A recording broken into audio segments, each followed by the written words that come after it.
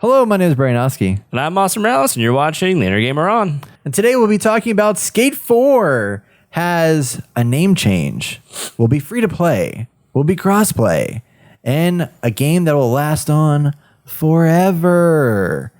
So we're going to talk all about that and much more with the new Skate. So come on in, get your skateboard, let's go riding. And as always, if you enjoy this content, please like, subscribe, bang that bell, because it really helps more than you know, and we appreciate all your continued support. So just go ahead and do that. Give it a little bang. Use your phone. But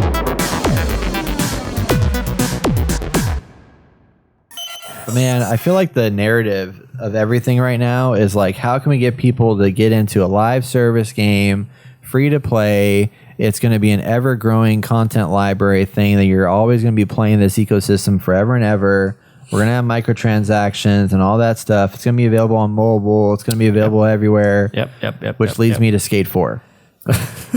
So Skate 4 was a game that was announced last year that was in development by Electronic Arts. It's a game that, for those people that like Tony Hawk's Pro Skater and all these different skate games, are really, really into this game because it's like a more hardcore version of Tony Hawk's Pro Skater. It's less arcadey. You got to do a little bit more challenges and stuff like that.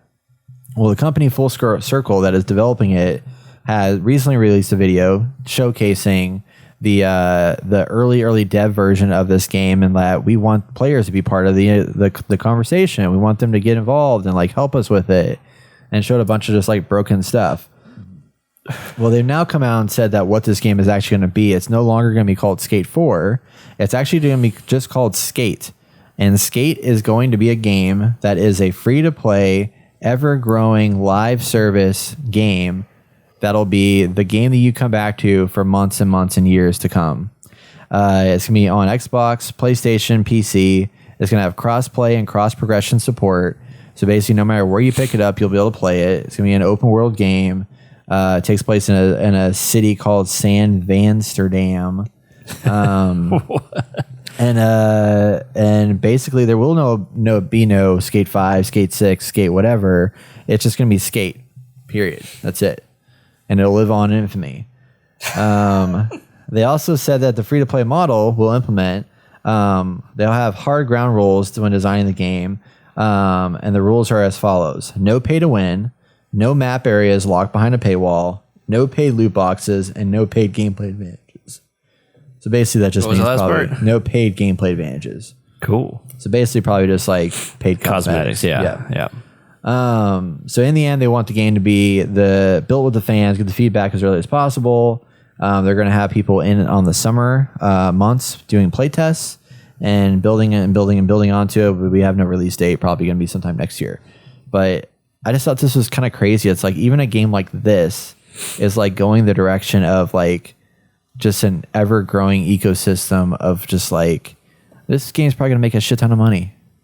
Like it's just wild to me that this is the era we're going into. Like in the future, we're going to have, I mean, they're talking about building like Battlefield stories and this ever-arching like multiple world Battlefield universe. So like we're probably going to get like the Battlefield, and then going forward it's just gonna be like new maps and new content, and it's like, you guys want 2142? Well, here's a map pack for it for $49.99 that adds to your Battlefield.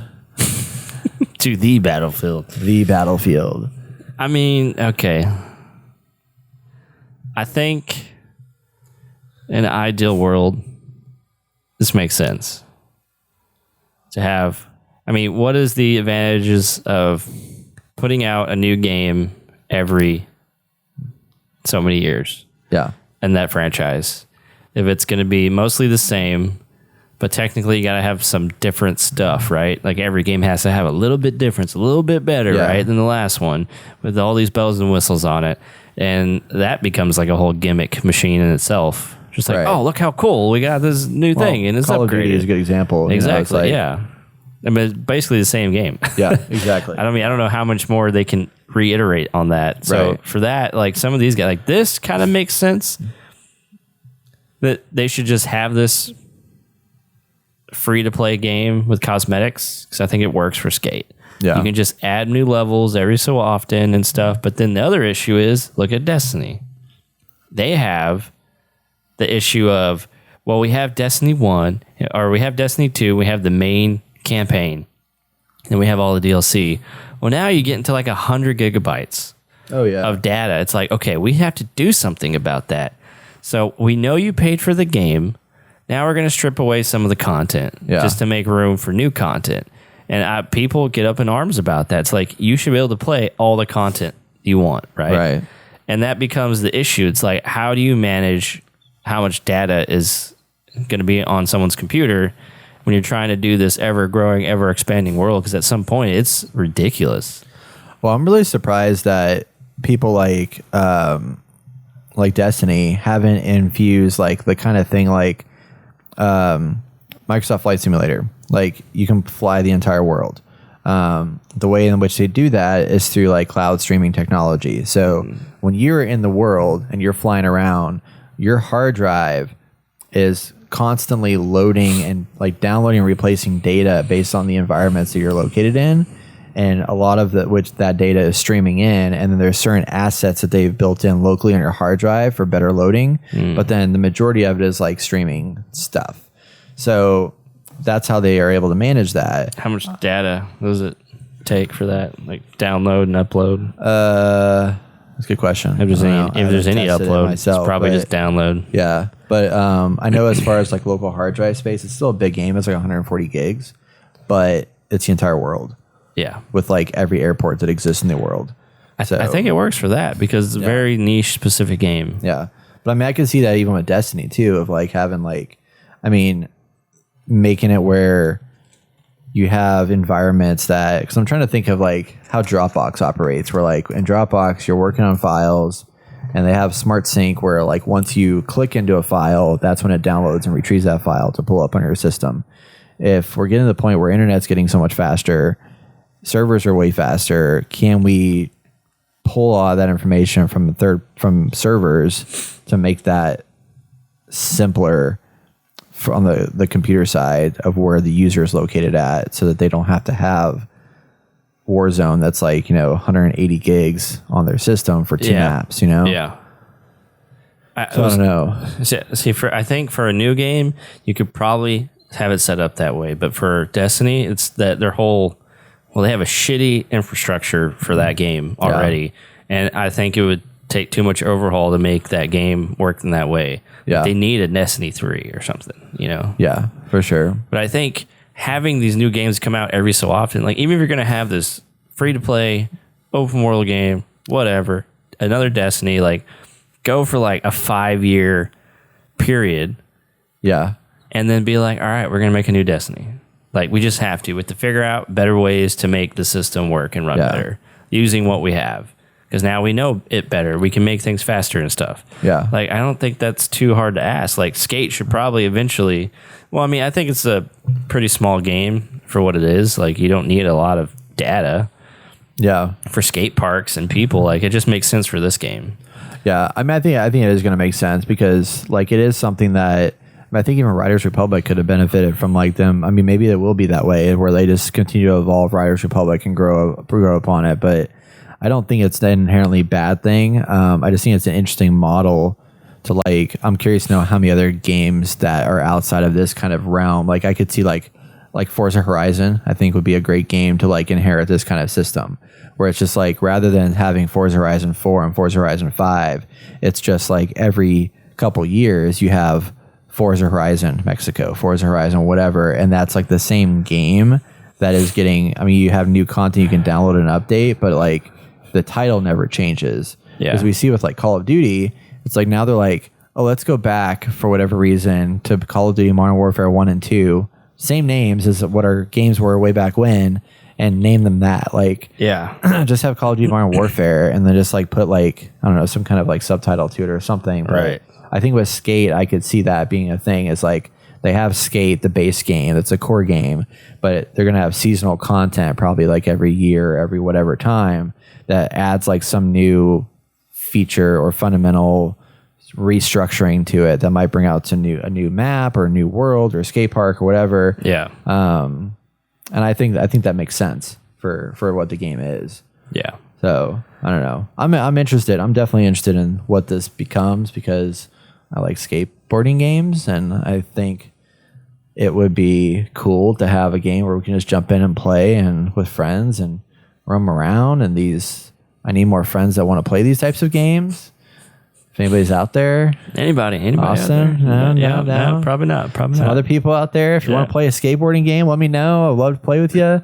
But yeah, it's an interesting model for sure. It's just crazy to see like everybody just like buy games that were just a new game every year, and now it's like all these like living systems that are just ever growing for everything we play. I mean, Diablo, the new Diablo is probably going to be that way, and No Man's Sky for all of it's done over the years. And like, well, I think there's a detriment here with technology advancement is that before technology was advancing, but it wasn't advancing at the rate it is now, where one game might be completely different from the next game because so much has changed in that 2, 3, 4 years time.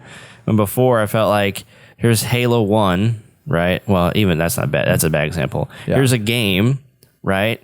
And there's bugs and stuff, and we know the system. I guess you can say Bethesda games back in the day. Yeah. You make them, and then it's like, oh, okay, well, now we understand our systems even better.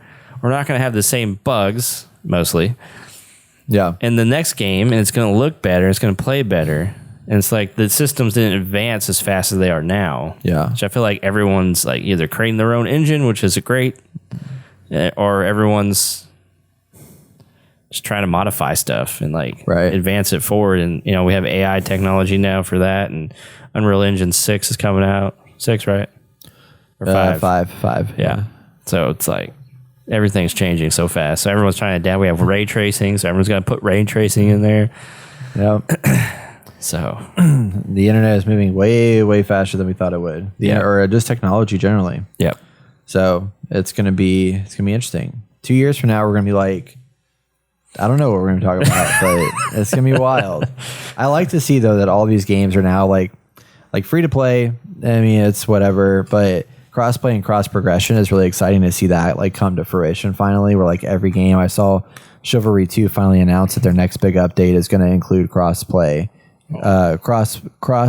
social stuff, so that we'll finally be able to bring Jason in and play with us from his PlayStation. And stuff like that. So like a lot of that's starting to get built in much easier now than it used to be, which is really, really cool. So you don't have to be like, you know, dedicated to a specific platform, and like platforms are still the divide is, I mean, it's like now I can play my PC games on my PC or on my freaking Steam Deck here, and like have the exact same library and PC like experience like wherever you want. And that stuff is really exciting and cool. And like you were talking about earlier, like we can pull up our Steam app and like I can pull up Steam and I can pull up Xbox and all that stuff and just like add games to my library, download them on my computer at home and stuff while I'm sitting on the, you know, sitting somewhere at some other place. And it's wild. Yeah. The future is crazy, y'all. I'm telling you.